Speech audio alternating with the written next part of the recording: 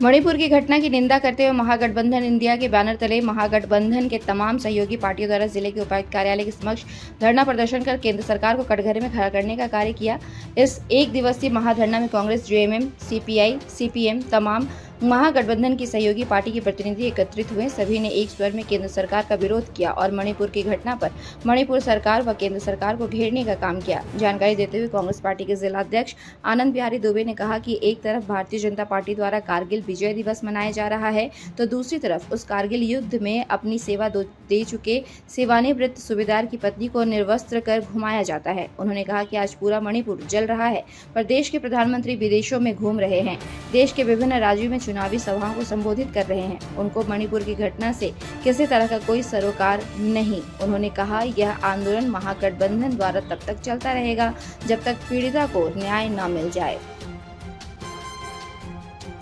जिन लोगों के हाथ में जाति से जाति आज तक एक कभी ये पार्टी रही, कभी वो पार्टी रही, लेकिन कभी कल्पना में आदमी नहीं सोचा। जिनका दोहरा चरित्र पूरा देश देख रहा था कि एक तरफ आप कारगिल विजय दिवस की बात कर रहे थे, दूसरे तरफ एक कारगिल युद्ध का योद्धा जो सूबेदार रैंक से रिटायर हुआ है, उम्र भी कम नहीं थी, उम्र भी उनका करीब 52-53 साल के आसपास उनका आयु रहा होगा।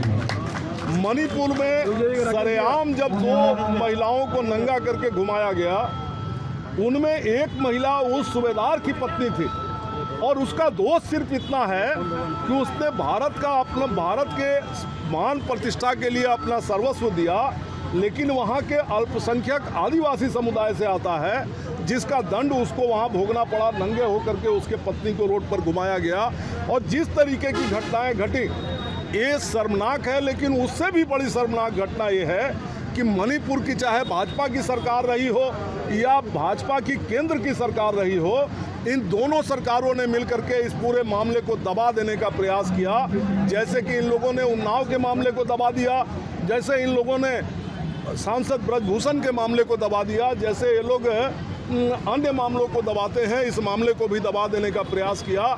लेकिन इस बीच में एक वीडियो वायरल हुआ जो सच्चाई को उजागर किया और उसके माध्यम से आज देश के समक्ष आया है। लेकिन प्रधानमंत्री के पास विदेश घूमने का समय है, राजस्थान, मध्य प्रदेश में चुनाव प्रचार करने का समय है, लेकिन उनको इस गंभीर विषय पर जो पूरा मणिपुर जल रहा है, इस पर बोलने का टाइम नहीं है। हम सभी लोग यहाँ पर उसके विरुद्ध बैठे हैं और ये लड़ाई सड़क से लेकर के सदन तक लड़ी जा रही है। सदन में हमारे सांसद लड़ रहे हैं और सड़कों पर हम सभी लोग लड़ रहे हैं। इस लड़ाई को एक मुकाम देंगे, जब तक न्याय नहीं मिलेगा ये लड़ाई जारी रहेगी।